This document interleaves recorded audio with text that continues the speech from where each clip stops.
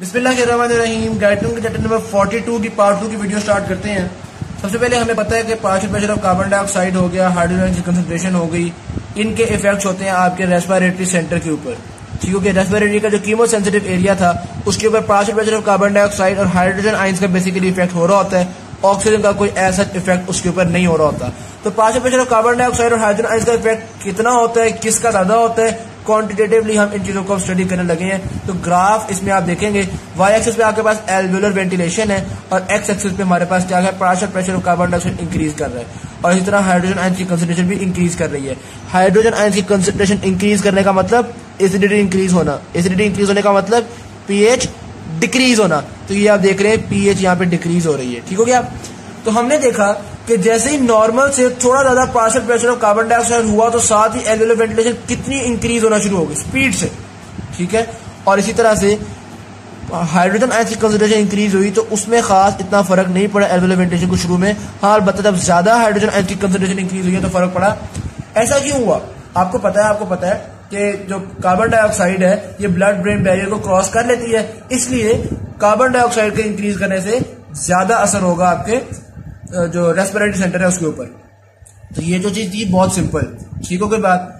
आगे जो उन्होंने नेक्स्ट पैराग्राफ है ना, उसमें उन्होंने ये बात बताई है कि ऑक्सीजन को, ये ऑक्सीजन का रेस्पिरेटरी सेंटर पे इफेक्ट नहीं होता। ठीक है, अब इसकी ना एक थोड़ी सी उन्होंने आपको वजह बताने की कोशिश की है, थोड़ी समझाने की कोशिश की है, वो मैं आपको व्हाइट बोर्ड पे एक्सप्लेन करता हूँ। क्या सिर्फ अज्यूम कीजिएगा ये आपके पास एल्वेओलाई है। ठीक है, और एल्वेओलाई के अंदर मुख्तलिफ पार्शियल प्रेशर होंगे और ये ब्लड ऑक्सीजनेट हुआ एल्वेओलाई से और आके बॉडी में इसने ऑक्सीजन ट्रांसपोर्ट कर दी। अब नॉर्मली एल्वेओलाई के अंदर पार्शियल प्रेशर ऑफ ऑक्सीजन होता है आपके पास 104। ठीक है, और ऑक्सीजन बॉडी को सप्लाई की जाती है 5 ml पर 100 ml of blood. 5 ml oxygen जो है सप्लाई की जाती है। अगर partial pressure of oxygen alveoli में डिक्रीज करता करता 60 तक चला जाए तो ऑक्सीडेशन थोड़ी सी कम हो जाएगी, लेकिन उसके बावजूद भी हम बॉडी को 5 ml दे सकेंगे तो बॉडी को 5 ml ऑक्सीजन मिलती ही जाएगी। अच्छा, अगर partial pressure of oxygen raise कर गया, इंक्रीज करता करता मैं कहता हूं कोई 1000 mmHg हो गया, ठीक है, तो भी हीमोग्लोबिन की पर्टिकुलर कैपेसिटी है, उससे ज्यादा ऑक्सीजन हीमोग्लोबिन ने लानी नहीं है। तो इसका मतलब है कि ऑक्सीजन तकरीबन 5 ml ही रहेगी, फिर भी बॉडी को मिलती रहेगी। यानी कि पार्शियल प्रेशर ऑफ ऑक्सीजन को इंक्रीज करने से या डिक्रीज करने से ऑक्सीजन को इतना खास फर्क नहीं पड़ा। ऑक्सीजन की सप्लाई बॉडी को उतनी ही रही है, चाहे एल्वेलर वेंटिलेशन ज्यादा हो या एल्वेलर वेंटिलेशन कम हो। ठीक है, तो ज्यादा ऐसा फर्क नहीं पड़ा। ठीक, वेयर एज अगर आप कार्बन डाइऑक्साइड देखें, जो कि आपको पता है कि बॉडी से कार्बन डाइऑक्साइड जारी होती है आपके लंग्स के थ्रू बाहर, हर 100 ml ऑफ ब्लड में 4 ml कार्बन डाइऑक्साइड जारी होती है। तो इसका कुछ इस तरह से है कि जब एल्वेलर वेंटिलेशन इंक्रीज होगी तो कार्बन डाइऑक्साइड ज्यादा निकलेगी बॉडी में से, और जब एल्वेलर वेंटिलेशन डिक्रीज होगी तो कार्बन डाइऑक्साइड कम निकल सकेगी। तो कार्बन डाइऑक्साइड का एल्वेलर वेंटिलेशन के साथ एक बड़ा डायरेक्ट रिलेशन है। ठीक हो की बात। कार्बन डाइऑक्साइड इस चीज का ज्यादा हक रखती है कि वो एल्वेलर वेंटिलेशन को कंट्रोल करे, कि कार्बन डाइऑक्साइड कम हो जाए तो एल्वेलर वेंटिलेशन को, तो ये ज्यादा हक रखती है, क्योंकि ऑक्सीजन ने तो भाई वो तो उसको तो एल्वेलर वेंटिलेशन से खास फर्क पड़ता नहीं। तो कुदरत ने इतना अच्छा ये एवोल्यूशन हुई हमारी कि जो रेस्पिरेटरी सेंटर है उस पर इफेक्ट करती भी ज्यादा कार्बन डाइऑक्साइड ही है, ऑक्सीजन ज्यादा इफेक्ट नहीं करती। ये अभी आपने पढ़ा ना, कार्बन डाइऑक्साइड का आपने देखा कितना ज्यादा फर्क पड़ रहा था। क्यों? वो तो हमारे लिए मतलब फायदेमंद ये चीज क्यों है इतनी ज्यादा, क्योंकि कार्बन डाइऑक्साइड के लिए एल्वेलर वेंटिलेशन बड़ी जरूरी है। तो चलो शुक्र है, अच्छी बात है कि कार्बन डाइऑक्साइड एल्वेलर वेंटिलेशन को रेगुलेट कर लेती है, और ऑक्सीजन के लिए इतनी जरूरी नहीं है, तो ऑक्सीजन रेस्पिरेटरी सेंटर पे कोई असर भी नहीं करती। ठीक है, तो अब आपको यहां पर उन्होंने जो बात बता दी कि द प्रोसेस ऑफ, अच्छा, carbon dioxide the major controller of respiration not O2, ये बेसिक चीज थी। उसको मैं ऊपर से रीड कर देता हूं आपको। Both the blood and the tissue partial pressure of carbon dioxide change inversely with the rate of pulmonary ventilation. यानी पल्मोनरी वेंटिलेशन के साथ partial pressure of carbon dioxide को बहुत डायरेक्टली फर्क पड़ रहा होता है। Thus, the process of animal evolution have made carbon dioxide the major controller of respiration, not oxygen. Major controller of respiration कौन है? Carbon dioxide. ठीक है, बाद रेस्पिरेटरी सेंटर पे असरअंदाज कौन हो रही है? Carbon dioxide. यहां तो बात समझ में आ गई यार। ये तो हमने पढ़ लिया अभी तक, chemo sensitive area of respiratory centre पे कौन कितना असरअंदाज हो रहा है, डन हो गई बात। लेकिन क्या ये जो आपका हमने स्टार्ट किया था केमिकल कंट्रोल ऑफ रेस्पिरेशन, इस केमिकल कंट्रोल में सिर्फ कीमो सेंसिटिव एरिया ही था? नहीं, आपको याद होगा हमने पढ़ा था कि chemosensitive area neuro respiratory centre में होता है और उसके अलावा पेरिफेरल कीमोसेप्टर्स भी होते हैं आपकी बॉडी के अंदर। ठीक होगी बात। तो कीमोसेंसिटिव एरिया तो अभी तक हमने पढ़ लिया, हमें पता चल गया कार्बन डाइऑक्साइड का सबसे ज्यादा असर होता है उसके ऊपर, ऑक्सीजन का खास असर नहीं होता उसके ऊपर। डन होगी बात। अब हम पढ़ने लगे हैं पेरिफेरल कीमोसेप्टर्स। ये वो कीमोसेप्टर्स हैं जो ब्रेन में मौजूद नहीं है, यानी डायरेक्टली न्यूरो रेस्पिरेटरी सेंटर को इफेक्ट नहीं कर रहे, इनडायरेक्टली जरूर कर रहे हैं। ठीक है। अब ये जो पेरिफेरल कीमोसेप्टर्स हैं ये कहां मौजूद होती हैं? आपके एओर्टा के अंदर जो एओर्टिक बॉडीज होती हैं वहां पे ये कीमोसेप्टर्स मौजूद हैं। इसी तरह से जो कैरोटिड आर्टरीज की बाइफर्केशन होती है ना, उस बाइफर्केशन में ये आप देख सकते हैं कैरोटिड आर्टरीज की जहां बाइफर्केशन हुई है, उस बाइफर्केशन में यहाँ पे आपके पास कैरोटिड बॉडीज मौजूद हैं। ठीक हो गई बात। अच्छा, स्ट्रक्चरली आपने एक और चीज देखनी है, एओर्टिक बॉडी से जो भी सेंसरी इंफॉर्मेशन होगी वो जाएगी थ्रू वेगस नर्व, ये देख रहे हैं आप। ठीक है। और कैरोटिड बॉडी से जो इंफॉर्मेशन आपके रेस्पिरेटरी सेंटर को जाएगी वो जाएगी through the glossopharyngeal nerves and the Hering's nerve. ये बात तो समझ में आ गई। ठीक होगी बात। तो यानी कि ये जो नर्व्स हैं, ये जो केमो रिसेप्टर्स हैं, ये सेंसरी इंफॉर्मेशन को भेजते हैं ब्रेन तक। ठीक है। इनडायरेक्टली यानी कि ब्रेन को कहते हैं कि भैया ब्रीदिंग को इंक्रीज डिक्रीज करो। जहां तक मतलब वो जो रेस्पिरेटरी सेंटर था, यहां पे हमने देखा था ऑक्सीजन का खास असर नहीं हो रहा था, कार्बन डाइऑक्साइड और हाइड्रोजन आयन का असर हो रहा था। लेकिन पेरिफेरल कीमो रिसेप्टर्स में उल्टा हिसाब है। पेरिफेरल कीमो रिसेप्टर्स को सबसे ज्यादा फर्क ऑक्सीजन से ही पड़ता है, इनको कार्बन डाइऑक्साइड और हाइड्रोजन आयन से खास फर्क नहीं पड़ता। ठीक होगी बात। लेकिन एक बात सोचने की है कि ये तो आपके बॉडी के अंदर है ना, ब्रेन में तो नहीं मौजूद ये कीमो रिसेप्टर्स। बॉडी के अंदर तो ब्लड ऑक्सीजन सप्लाई करके डीऑक्सीजनेट हो जाता है, यानी जब ब्लड कैपिलरी में से गुजरता है तो वो डीऑक्सीजनेट भी तो हो जाता है ना, ये तो पता है ना आपको। तो जब अगर इनको डीऑक्सीजनेटेड ब्लड मिल गया तो इन्होंने तो रौला डाल देना है कि ऑक्सीजन कम मिल रही है, मसला बन गया ना। तो उसका हल ये है कि हम कैरोटिड बॉडीज और एओर्टिक बॉडीज की जो ब्लड सप्लाई है, जो ब्लड फ्लो है, वो इतना ज्यादा होता है कि इनके पास आने वाला ब्लड डीऑक्सीजनेट हो ही ना। ठीक है। मिसाल के तौर पे इसको 1 लीटर ब्लड चाहिए था, 1 लीटर ब्लड को इसने डीऑक्सीजनेट कर देना था, हमने उसको 50 लीटर ब्लड दे दिया। अब थोड़ी बहुत ऑक्सीजन ये ले भी लेगा तो ब्लड डीऑक्सीजनेट होगा ही नहीं। इसका मतलब है एओर्टिक बॉडीज और कैरोटिड बॉडीज के पास आने वाला ब्लड हमेशा ऑक्सीजनेटेड ही होता है। तो ये बात उन्होंने यहाँ पे की है, the chemoreceptors are exposed at all times to the arterial blood. Arterial blood का क्या मतलब? ऑक्सीजनेटेड ब्लड ही रहता है इनके पास, क्योंकि ब्लड फ्लो इतना ज्यादा है। कितना ज्यादा है वो आपको बता रहे हैं कि एक जो कैरोटिड बॉडी का वेट है ना, इससे 20 टाइम्स ज्यादा ब्लड फ्लो हर मिनट में हम इसको दे रहे होते हैं। ठीक है। तो इतना ज्यादा blood flow in carotid bodies को मिल रहा होता है। ठीक हो गई बात, डन हो गई। तो यहां तक हमने इसको डिस्कस कर लिया। आगे आता है कि ये जो ऑक्सीजन की कमी है, आपको पता ना, ये तो बात मैंने आपको बता दी है कि ये जो पेरिफेरल कीमो रिसेप्टर्स हैं, इनको सबसे ज्यादा फर्क किससे पड़ेगा? ऑक्सीजन से। यानी कि ऑक्सीजन की डेफिशिएंसी होगी तो ये मैसेज भेजेंगे ब्रेन को कि भाईजान रेस्पिरेशन को ज्यादा तेज कर लो, ऑक्सीजन कम हो रही है। आप तो ऑक्सीजन को बेटे देते नहीं है, आपको तो ऑक्सीजन का पता नहीं चलता, हम बता रहे हैं आपको। ठीक हो गई बात। अब होता क्या है, decreased arterial oxygen in chemo receptors को कैसे स्टिमुलेट करती है, उसका मैकेनिज्म यहां पर उन्होंने डिस्कस किया है। ठीक है। ऑक्सीजन के कम होने से ऐसा क्या होता है जो ब्रेन को मैसेज चला जाता है? असल में आपके जो कैरोटिड बॉडीज हैं और आपकी जो एओर्टिक बॉडीज हैं, उनके अंदर हाईली कैरेक्टरिस्टिक ग्लैंडुलर सेल्स होते हैं। इन सेल्स को हम नाम देते हैं ग्लोमस सेल्स। इन सेल्स में oxygen sensitive potassium ion channels होते हैं। ठीक हो गया। अब होता क्या है, नॉर्मल रूटीन में जब ऑक्सीजन अवेलेबल होती है तो ये चैनल्स खुले हुए हैं, पोटेशियम जो है वो बाहर ट्रेवल करती चली जा रही है, जिसकी वजह से सेल के अंदर एक नेगेटिव चार्ज मेंटेन हुआ है। ये तो नॉर्मल रूटीन है। ठीक है। अब हुआ ये कि partial pressure of oxygen decrease करना शुरू हो गया। जब partial pressure of oxygen decrease करना शुरू हुआ तो ये वाला चैनल मजीद खुला नहीं रह पाएगा, क्योंकि ये वाला चैनल खुला है ऑक्सीजन के साथ। ठीक। पार्शियल प्रेशर ऑफ ऑक्सीजन कम हुआ तो ये वाला चैनल क्लोज हो गया। क्लोज हो गया तो पोटेशियम अंदर ही रहना शुरू हो गया। जब पोटेशियम अंदर रहना शुरू हो जाएगा तो अंदर पॉजिटिव, ये इतना नेगेटिविटी नहीं रहेगी, पॉजिटिविटी बढ़ना शुरू हो जाएगी। ठीक हो गया। तो वो जो एक्शन पोटेंशियल आपने पढ़ा हुआ है कि यूं ऊपर जाता है, या आहिस्ता आहिस्ता पॉजिटिव होना शुरू हो गया, एक एक्शन पोटेंशियल की तरफ बात जाना शुरू हो जाएगी। जब वोल्टेज चेंज होगी, इस वोल्टेज चेंज की वजह से वोल्टेज सेंसिटिव कैल्शियम चैनल खुल जाएंगे। जब कैल्शियम चैनल खुल जाएंगे तो अब कैल्शियम ने अंदर ट्रैवल करना शुरू कर दिया, तो सेल के अंदर मजीद पॉजिटिव चार्ज होना शुरू हो जाएगा। पहले क्या हुआ, ऑक्सीजन के कम होने की वजह से पोटेशियम ने बाहर जाना बंद कर दिया। जब पोटेशियम ने बाहर जाना बंद किया, थोड़ी सी नेगेटिविटी कम हुई। जब थोड़ी सी नेगेटिविटी कम हुई, उसकी वजह से कैल्शियम ने, अब पोटेशियम ने अंदर आना शुरू, अब कैल्शियम ने अंदर आना शुरू कर दिया, तो आपके अंदर पॉजिटिविटी आ जाएगी, एक एक्शन पोटेंशियल डेवलप होना शुरू हो जाएगा। उस एक्शन पोटेंशियल की वजह से न्यूरोट्रांसमीटर्स रिलीज होंगे। तो हकीकत में हुआ क्या है कि पार्शियल प्रेशर ऑफ ऑक्सीजन के कम होने की वजह से आपके पोटेशियम ने बाहर जाना बंद किया, जिससे वोल्टेज थोड़ी सी चेंज हुई। उस चेंज की वजह से कैल्शियम चैनल खुल गए, वोल्टेज मजीद चेंज होती गई और अल्टीमेटली न्यूरोट्रांसमीटर रिलीज हो गए। ये जो न्यूरोट्रांसमीटर है, इसके बारे में यहाँ पे डिस्कस किया है कि पहले हमारा ख्याल था डोपामीन या एसिटाइलकोलिन होंगे वो न्यूरोट्रांसमीटर्स, लेकिन अब हमें पता चला है कि ये यहाँ पे जो मैसेज, खासतौर पे ये जो मैसेजेस जा रहे हैं ना, इनमें एटीपी एडेनोसिन ट्राइफॉस्फेट एक बेसिक न्यूरोट्रांसमीटर का काम अदा कर रहा होता है। ठीक है, तो इस तरह से आपको पता चल गया कि पेरिफेरल कीमोरिसेप्टर्स पे ऑक्सीजन का क्या असर होता है।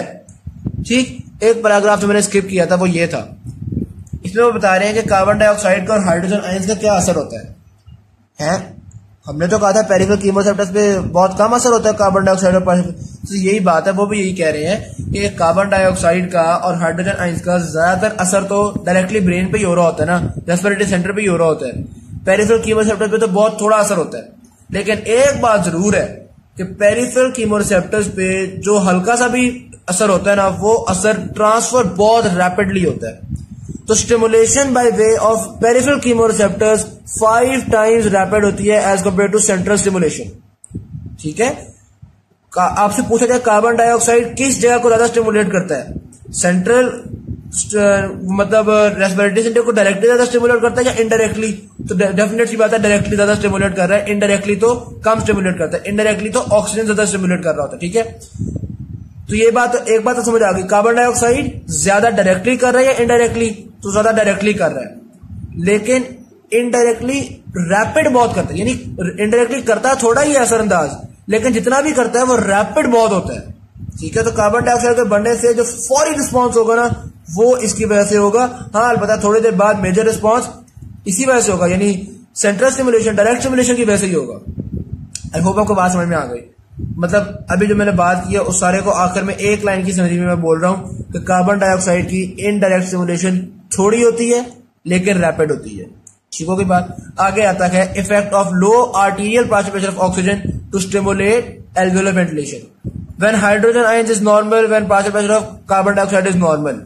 कि जब कार्बन डाइऑक्साइड और हाइड्रोजन नॉर्मल होते हैं तब पार्शियल प्रेशर ऑफ ऑक्सीजन का क्या फर्क पड़ रहा होता है, कितना फर्क पड़ रहा होता है। अच्छा, अब यहाँ पे आपने ये बड़ी इंपॉर्टेंट बात समझनी है। एक चीज आपको पता है, partial pressure of carbon dioxide का डायरेक्ट इफेक्ट होता है रेस्पिरेटरी सेंटर के ऊपर, ऑक्सीजन का डायरेक्ट इफेक्ट नहीं होता। अलबत्ता ऑक्सीजन का पेरिफेरल कीमोरिसेप्टर्स के थ्रू इफेक्ट होता है। ठीक है, और इनके थ्रू कार्बन डाइऑक्साइड का बहुत थोड़ा इफेक्ट होता है। तो ये बात आपको पता चल गई। लेकिन एक बात हमें पता है कि मेन कंट्रोलर कार्बन डाइऑक्साइड ही है। ये आपने देख लिया था, यहाँ पे उन्होंने डिस्कस किया था, the major controller of respiration carbon dioxide ही है। यानी कार्बन डाइऑक्साइड मेनली ब्रीदिंग को कंट्रोल करेगी। अगर कार्बन डाइऑक्साइड नॉर्मल है तो वो कहेगी ब्रीदिंग को नॉर्मल रखो। ठीक होगी बात। अब ये चीज हम इस ग्राफ में डिस्कस कर रहे हैं। इस ग्राफ में जो कार्बन डाइऑक्साइड का पार्शियल प्रेशर है वो नॉर्मल है, यानी कार्बन डाइऑक्साइड कह रही है ब्रीदिंग को नॉर्मल रखो, बढ़ाने की कोई जरूरत नहीं है। हम पार्शियल प्रेशर ऑफ ऑक्सीजन को इंक्रीज करते हैं, सॉरी डिक्रीज करते हैं। पार्शियल प्रेशर ऑफ ऑक्सीजन इस तरफ डिक्रीज कर रहा है, ये देखिए ये थोड़ा सा डिक्रीज कर रहा है। Partial pressure of oxygen decrease होने का मतलब है कि ऑक्सीजन कह रही है यार ब्रीदिंग बढ़ा दो, लेकिन चूंकि मेजर कंट्रोलर कह रहा है नहीं बढ़ाने की जरूरत, इसलिए ब्रीदिंग नहीं बढ़ रही। तो जब पार्शियल प्रेशर ऑफ ऑक्सीजन काफी ज्यादा फॉल कर जाएगा फिर जाके ब्रीदिंग बढ़ना शुरू होगी, फिर जाके एल्वियोलर वेंटिलेशन बढ़ना शुरू होगी। ठीक है, तो ये हमने देखा कि बॉस का जब ये डिसीजन हो कि नॉर्मल रहो तब ऑक्सीजन बेचारा कितना असरअंदाज हो पाता है। तो ये हमने नॉर्मल रूटीन में देख लिया। अच्छा, अब अगर क्रोनिक कंडीशंस है, क्रोनिक कंडीशन का क्या मतलब है कि आप काफी अरसे से कम ऑक्सीजन वाली एयर आ रही है या आपकी बॉडी के अंदर ऑक्सीजन का पार्शियल प्रेशर कम है। अब बॉस साहब कह रहे हैं कि ब्रीदिंग को बढ़ाने की जरूरत नहीं है, हमारे पास ऑक्सीजन कम है यार, थोड़ी देर और देर 4 घंटे 5 6 10 घंटे यार काफी अरसा हो गया है, ऑक्सीजन की कंसेंट्रेशन कम है। अब ब्रीदिंग रेट को हम बढ़ाना चाह रहे हैं तो हम आहिस्ता आहिस्ता कार्बन डाइऑक्साइड की जो सेंसिटिविटी थी, यानी जो कार्बन डाइऑक्साइड बॉस बना हुआ था उसकी हम खत्म करना शुरू कर देते हैं असरात। हम कहते हैं कार्बन डाइऑक्साइड साहब आप जरा 2 सेकंड सब्र करें, हम आप ऑक्सीजन की मानेंगे। ऑक्सीजन बेचारा बड़ी देर से मजबूरी में है, वो बड़ी देर से कह रहा है वेंटिलेशन को बढ़ा दो। तो the respiratory centre in the brain stem loses about 4/5 of its sensitivity to the changes in partial pressure of carbon dioxide. Carbon dioxide के पार्शियल प्रेशर के चेंजेस को हम अब इतनी वेटेज नहीं देते, हम ऑक्सीजन को ज्यादा वेटेज देना शुरू कर देते हैं अगर chronic breathing of low oxygen हो रही है। ठीक की बात, या तो बात समझ में आ गई। अब हम इन चीजों को रिलेट करके समझ रहे हैं। तो आगे आ गया composite effect of partial pressure of carbon dioxide, pH and partial pressure of oxygen. ये जरा समझना बहुत इंटरेस्टिंग है, थोड़ा कॉम्प्लेक्स हो जाता है, लेकिन इंशाल्लाह इसको व्हाइट बोर्ड पर स्टडी करते हैं, आसानी से समझ आ जाएगा। अच्छा, अब एक बात आपने याद रखनी है, अब आपके पास तीनों फैक्टर्स इकट्ठे काम करेंगे, partial pressure of oxygen, partial pressure of carbon dioxide और पीएच। इन तीनों की अपनी अपनी ओपिनियन होगी, एक तरह से इस तरह समझ लें, तीनों की अपनी अपनी ओपिनियन है, ठीक है। और सबसे ज्यादा किसकी ओपिनियन को वेटेज देंगे हम? कार्बन डाइऑक्साइड, ठीक है। और पार्शियल प्रेशर ऑफ ऑक्सीजन अगर फॉल कर गया है तो वो कहता है कि यार वेंटिलेशन को इंक्रीज करो। इसी तरह से अगर partial pressure of carbon dioxide increase कर रहा है तो वो कहेगा वेंटिलेशन को इंक्रीज करो। और इसी तरह अगर हाइड्रोजन की कंसंट्रेशन इंक्रीज कर रही है तो वो भी कहेगा वेंटिलेशन को इंक्रीज करो। अब हम देखते हैं कि partial pressure of carbon dioxide कब ज्यादा वेंटिलेशन इंक्रीज कर पाता है और कब कम वेंटिलेशन इंक्रीज कर पाता है। भाईजान, अगर तो पार्शियल प्रेशर ऑफ ऑक्सीजन है 40, इसका मतलब है पार्शियल प्रेशर ऑफ ऑक्सीजन भी काफी कम है, पार्शियल प्रेशर ऑफ ऑक्सीजन भी चाहता है कि वेंटिलेशन को इंक्रीज किया जाए। ऐसी सूरत हाल में partial pressure of carbon dioxide थोड़ा सा ही बढ़ेगा तो वेंटिलेशन बहुत तेजी से इंक्रीज कर देगी, क्योंकि ऑक्सीजन भी यही चाह रही थी, ठीक है। अच्छा, अब अगर ऑक्सीजन का पार्शियल प्रेशर 40 की बजाय 100 हो जाए, यानी ऑक्सीजन का पार्शियल प्रेशर तो पुरबाश हो गई ना, ऑक्सीजन तो बहुत है, ठीक। अब कार्बन डाइऑक्साइड के बढ़ने से उतनी स्पीड से वेंटिलेशन नहीं बढ़ेगी, क्योंकि अब ऑक्सीजन का ये मानना है कि ना भी बढ़े तो खैर है। पहले ऑक्सीजन भी कह रही थी ब्रीदिंग बढ़ाओ, कार्बन डाइऑक्साइड भी कह रही थी ब्रीदिंग बढ़ाओ, तो ये हो गया। अब ऑक्सीजन तो कह रही है ना बढ़ाओ, तो कार्बन डाइऑक्साइड थोड़ी सी, ये जितनी यहाँ पे थोड़ी सी बढ़ी है ना, लो जी थोड़ी सी बढ़ी, लेकिन वेंटिलेशन को बहुत थोड़ा फर्क पड़ा। कार्बन डाइऑक्साइड का पार्शियल प्रेशर काफी ज्यादा बढ़ा, तब जाकर वेंटिलेशन इतनी हुई है, क्योंकि अब पार्शियल प्रेशर ऑफ ऑक्सीजन इतना है, ठीक है। अच्छा, इसके इन बिटवीन भी प्रेशर हो सकते हैं। मिसाल के तौर पे अगर पार्शियल प्रेशर ऑफ ऑक्सीजन 60 था तो हो सकता है कर्व आपकी कुछ इस तरह की बन जाए कि इतने partial pressure of carbon dioxide के ऊपर ही आपकी वेंटिलेशन पीक तक पहुंच जाए, ठीक है। तो यहाँ पे तो हमने डिस्कस कर ली दो चीजें, पार्शियल प्रेशर ऑफ ऑक्सीजन और partial pressure of carbon dioxide. यार तीसरी वो मोहतरम पीएच की भी तो कोई ना कोई राय होगी ना। तो यहाँ पे इन सारी कर्व्स में एक ही पीएच थी। अभी तक हमने जितनी भी कर्व्स पढ़ी हैं इनमें पीएच समझे 7.4 थी, ठीक है। अब हम पीएच को भी डिक्रीज करते हैं, यानी हाइड्रोजन आयंस की कंसंट्रेशन इंक्रीज करते हैं। क्या होगा? मैंने पीएच कर दी थी 7.3। अब हाइड्रोजन आयंस भी इस बात के हक में है कि कार्बन डाइऑक्साइड को के वेंटिलेशन को इंक्रीज किया जाए। जाहिर सी बात है, इनकी भी ओपिनियन बढ़ गई है वेंटिलेशन को इंक्रीज करने की तरफ, ठीक है। तो अब अभी partial pressure of carbon dioxide थोड़ा ही होगा तो आप देख रहे हैं कि ये इंक्रीज आ गया at oxygen partial pressure of 40, ठीक है। अब ये मैं आखिरी वाली कर्व दोनों की कंपेयर करने लगा हूं आपके साथ। पहले partial pressure of carbon dioxide को यहां तक जाना पड़ा था, इतना ज्यादा होना पड़ा था वेंटिलेशन को इंक्रीज करने के लिए, क्योंकि ऑक्सीजन की पार्शियल प्रेशर बहुत था। ऑक्सीजन कह रही थी वेंटिलेशन चाहे ना बढ़ाओ। अब ऑक्सीजन का पार्शियल प्रेशर तो इतना ही है, लेकिन हाइड्रोजन भी कह रही है कि वेंटिलेशन को बढ़ा दो। तो अब partial pressure of carbon dioxide इतना नहीं ज्यादा करना पड़ेगा, अब ये कर्व कुछ इस तरह की हो जाएगी। क्या मतलब कि अब partial pressure of carbon dioxide अभी इतना ही बड़ा था तो वेंटिलेशन ऊपर चली गई है। क्यों? क्योंकि हाइड्रोजन भी कह रहा है कि वेंटिलेशन को बढ़ा दो। तो ये आपने देखा कि पीएच का चेंज करने से कर्व किस तरह से शिफ्ट हो गई। अब अगर मैं आपको गाइटर में ये ग्राफ दिखा दूं तो ये इस तरह का कुछ ग्राफ है, आप देख रहे हैं पार्शियल प्रेशर ऑफ ऑक्सीजन 40, 50, 60 और 100। इधर रेड वाली कर्व्स है, ये एक पीएच की दिखाई हुई है उन्होंने। इधर ग्रीन वाली कर्व्स है, ये लोअर पीएच है, यानी हाइड्रोजन की कंसंट्रेशन बढ़ गई हुई है। तो ये आप एक कंपैरिजन देख रहे हैं। आई होप सो जो मैंने कर्व्स आपको व्हाइट बोर्ड पर शो की थी वो समझ में आ गई होंगी, वो समझ में आएंगी तो ये बाकी सारी कर्व्स, मजीद कर्व्स समझना आसान सी बात है, सिंपल है, इसमें ऐसे कुछ डिफिकल्टी नहीं थी। आई होप सो कि आपको समझ आ गई होगी। Thank you very much. Video को शेयर कीजिएगा, चैनल को सब्सक्राइब कीजिएगा और कोई भी कंफ्यूजन है तो कमेंट सेक्शन में जरूर पूछिएगा।